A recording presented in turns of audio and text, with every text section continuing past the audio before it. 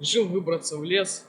Пока строительство избы продолжается, то есть мы поставили каркас, мы обшили избу, утеплили, даже поставили печь. В принципе, можно уже заезжать, охотиться и жить. Осталось только внутренняя отделка, чтобы было все красиво. Решил выбраться в лес, пока есть свободное время. Были сильные оттепели, потом заморозки. В принципе, в лесу нас держит человека спокойно. Снегоход не проваливается, в принципе, все отлично. В лес неподалеку выбрался, чтобы напилить материал. Вот материал интересно для чего, конечно. Пришла мысль, что охотник своего рода это не только убийца. Охотник, он и орнитолог, то есть должен еще помимо добычи, охоты, должен еще и следить за природой, оберегать природу.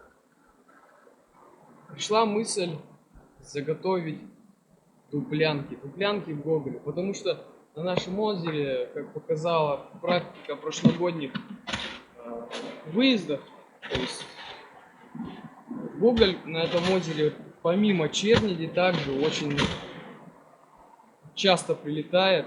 Разнообразие птицы, в общем, там большое. Дуплянка, для чего служит дуплянка? Дуплянка, что необходимо, это единственная, кстати, утка.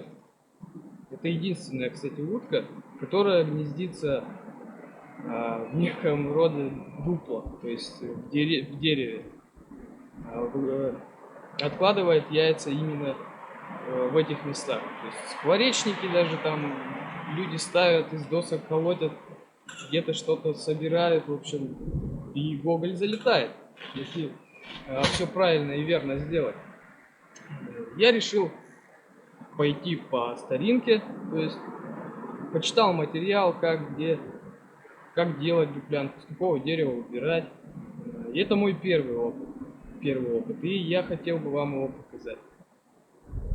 Пока я сделаю одну дуплянку, попробуем, ну потом со временем это все покажет. Будет утка туда залетать, не будет. Установим на озере, недалеко от воды. Сейчас я езжу как бы по лесу. Я еще раз повторюсь, хорошо, что здесь наст и вообще шикарно идет снегоход.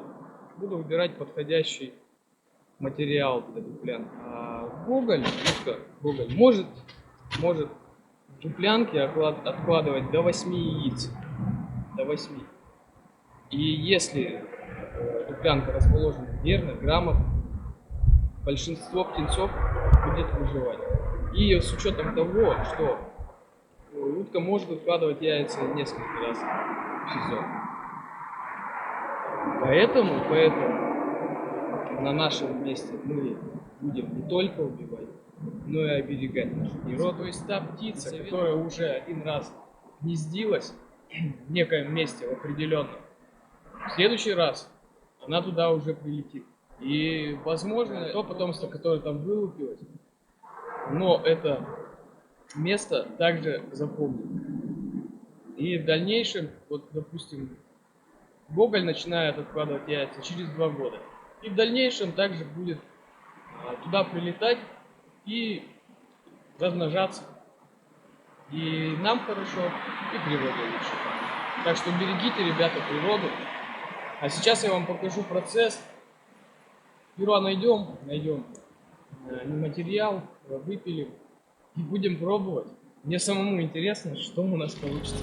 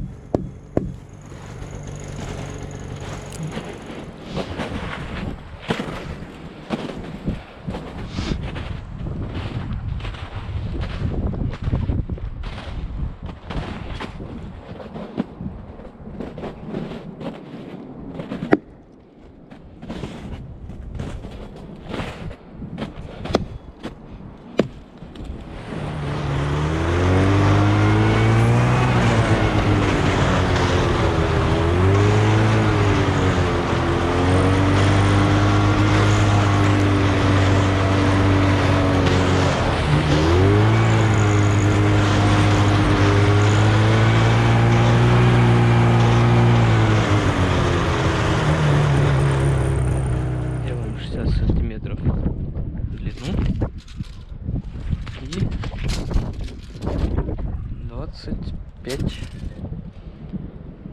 в ширину. Уступим.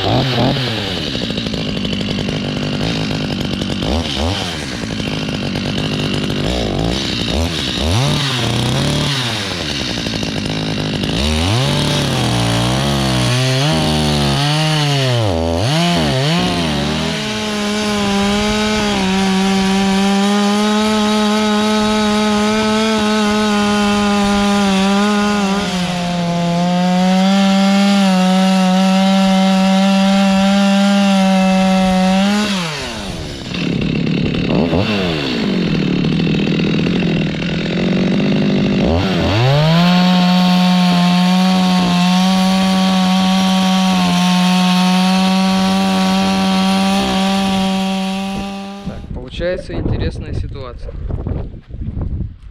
Дерево свежее. Выпилить внутренность не получилось. Пришлось распилить напополам. Возможно, получится вытащить сердцевинки и скрутить саморезами. Ну, а в дальнейшем будем искать хорошее дерево уже с сгнившей сердцевиной. Пока так. Пробуем.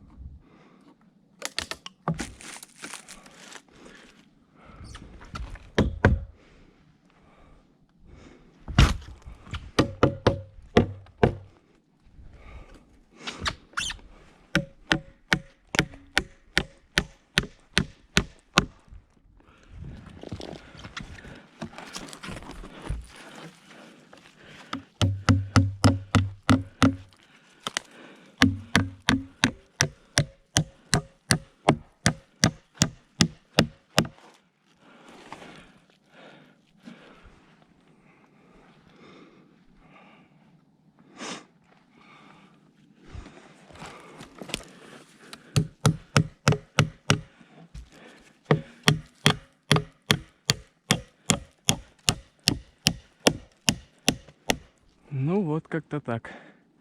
Надеемся, утка сюда прилетит и будет давать потомство.